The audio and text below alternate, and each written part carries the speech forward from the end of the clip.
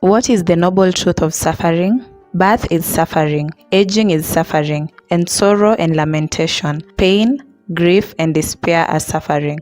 Life is fundamentally suffering. At this point in our lives, it is almost pointless to say that we haven't even felt a little bit of pain. Pain comes in an array of ways.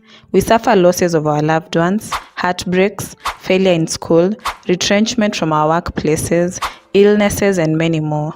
Of course, each and everyone experiences pain differently, with different measure, and we all cope differently. Some people may power through what some view as the hardest misfortune, while others agonize even with the slightest pain. And this gives no room for anyone to judge other people's feelings. Buddha makes it quite clear that most, if not all people, at some point in life go through pain and suffering, and even goes forth to offer ways to cope.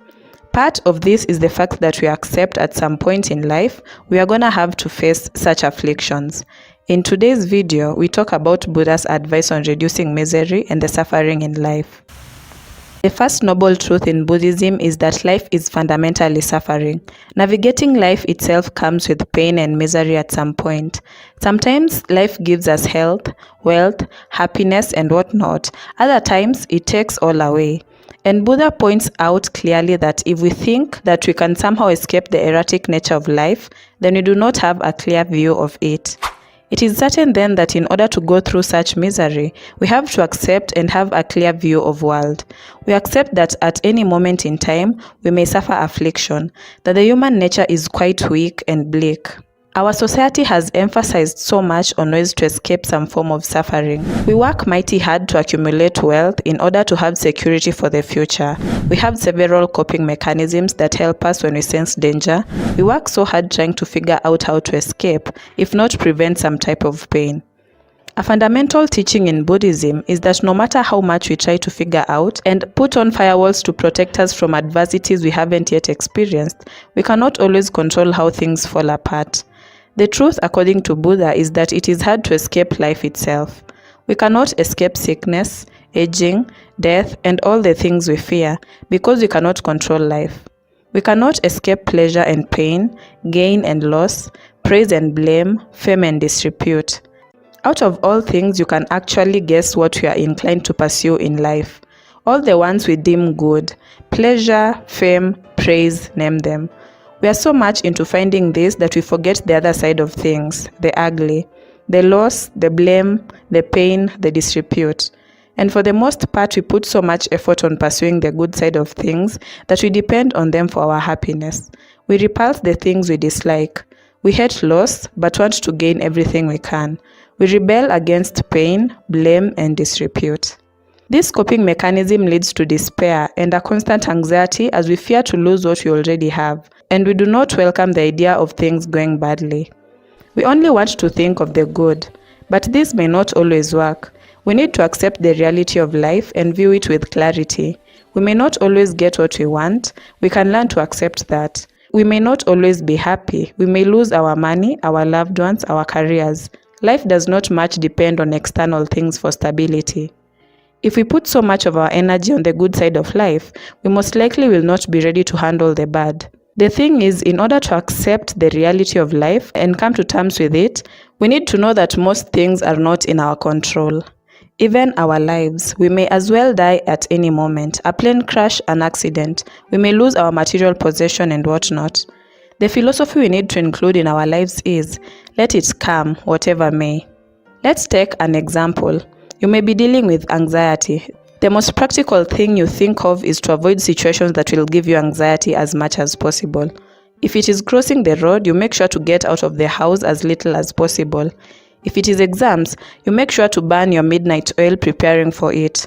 But what if circumstances change and you have to be in an exam room after a few hours of notification, or if you have to go out on a meeting and need to cross the road? Buddha advises one to deal with these things, because the more we hide from life and its challenges, the less immune we become to suffering. What helps in such an instance is finding help to deal with anxiety and talking through it and figuring how to cope. If you do not accept that you have to work out yourself through life despite its atrocities, then you will be stuck with trying to pursue the good without facing the bad, which in essence is even more painful. Imagine your partner cheats on you, and when you confront them, they suddenly get abusive and aggressive. What do you do in such an instance? Most likely leave and give them space. But what if you are attached to them so dearly? What if you think you will never find someone like him or her ever again? What if they actually tell you that they are tired of you and want you to leave? In most cases, it is most appropriate to move on. But what if you are stuck in that idea of love? What if we can't see ourselves living alone? What if we feel our ego is hurt and we want to go back to them for that comfort?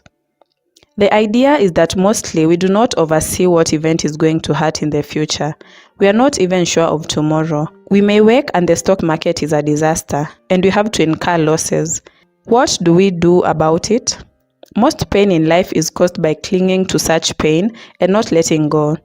Suffering is a result of our attachment and desires to these things. The only reasonable way to therefore get out of it is to try to eliminate them as much as we can. We do have control of how we react to life's pain. We eliminate the things that are causing us pain over and over. If it is our obsession with what we want our future to look like, then we have to let go and accept the future as it will come. If it is the loss of our job and career opportunities, then it is better to move on instead of lingering on the loss and feeling worse. If there is at all anything we have control over in order to reduce our pain and suffering, then by all means we should do it. If not, then flow with life instead of fighting. We have established that Buddhism acknowledges the existence of suffering, and also it does offer a way out. How so? First of all, we have to accept that there is an inherent pain when we are born. We are bound to go through painful moments in our lives, whether we choose or not. Acceptance only makes it more bearable and even easy to cope when things don't go how we expected. It is a good coping mechanism. Second, we should be aware of the decisions we choose to make in life. Decisions to let go of pain or deal with it. The awareness that if we continue to linger in the sad and dark moments, we might not be able to live life. The awareness that anger, rumination, resentment are most likely a consequence of us not dealing with the pain we have suffered. The awareness that if we dwell in negative states, we will not reduce the pain of life.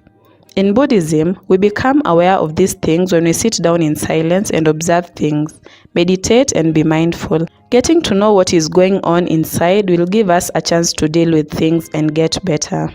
Third is to realize that everything in life is impermanent, including us. Buddha acknowledges the fact that the outside world is in perpetual unattainable flux, and so are we too. We are but a collection of constantly changing interactions between the world and our thoughts, and thus the idea of a constant self is a delusion. This is essential because it means that the self that we are trying so much to satisfy, escape or eternalize never even exists in the first place. Thus we are able to reach a point of non-attachment, which means it is easy for us to let go of the things we can't control, and thus let go of circumstances that cause us pain, if not the pain itself. Change is another word for life, and thus clinging onto the pleasant side and not dealing with the difficult is like clinging to the wind. It passes, and we then are left with pain when all the pleasantness goes. If we demand the world to always stay the same, then we are clinging to an illusion. All in all, it does not mean that we have to view the world with a negative lens. No, we can enjoy life, but the key is to accept its transient nature as part of the bargain.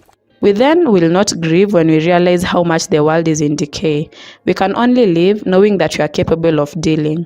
I hope you learned something from the video. Please like and comment down below if you found the content useful.